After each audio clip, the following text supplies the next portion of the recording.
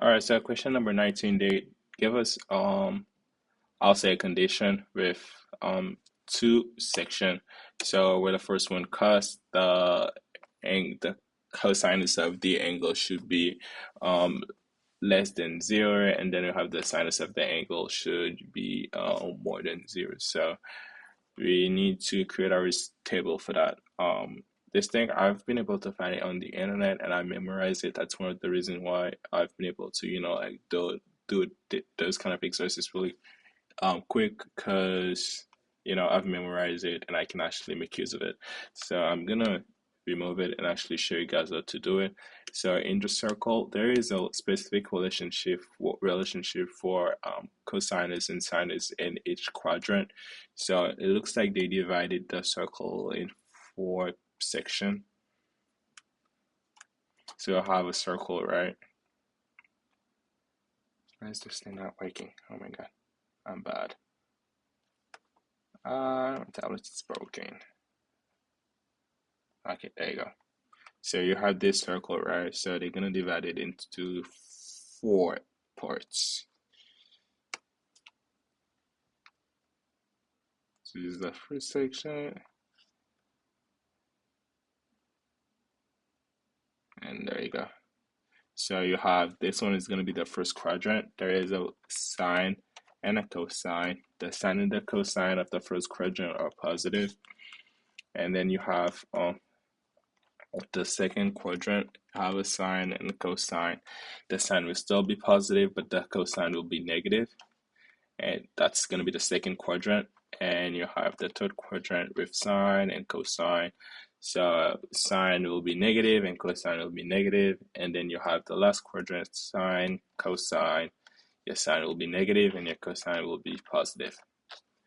So right now you have your um, condition. So the first one they ask us for which quadrant the angle or the cosine of the angle will be negative. So you already have the first quadrant, you can take it out. You can take it out because the cosine is positive. So any number, like for example, if you put um, plus 2 will not verify it because plus 2 is not less than 0. So therefore, the first quadrant cannot be used.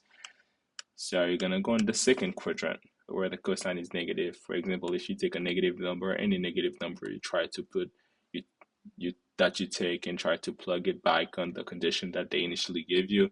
For example, if it's like -1, it would work because -1 is less than 0. And then one of the conditions is be satisfied. So right now you can go and take a look to the other condition. The other condition says that on the same quadrant, the sine of the angle should be more than 0. So they tell you that the sine needs to be positive. So on the first quadrant cannot be considered anymore because it did not satisfy the first condition. So therefore, you're gonna take it out. You're not gonna consider first quadrant anymore. But when you go back on the second quadrant, you take any positive sign angle, for example, +1. If you go and put +1 back on the function, +1 will verify the condition, and therefore it will tell you that the second quadrant is the quadrant that you're looking for. So if you try to use the third quadrant, for example, sine will be negative. If you try to put a negative number, it's not going to satisfy the condition. So you already know that this quadrant is not going to be a quadrant that you can use. And if you take this quadrant too, the sine will be negative, so it's not going to work. The only quadrant that works is the second quadrant, which is this one.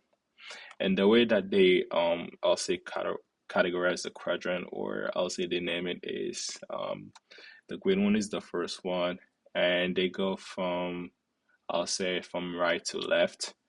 Right 1, left 2, and then bottom 3, and then this will be 4. That's pretty much it for question number 19. I know it was a little bit complicated. I spent a good amount of time yesterday to really understand it, but it was worth it because there is two questions that are directly related to this simple quadrant thing that I just drew. So, and you guys need to memorize this or understand it in order to get the exercise done. So I'm gonna go on question number 20 now, and that'll be pretty much it.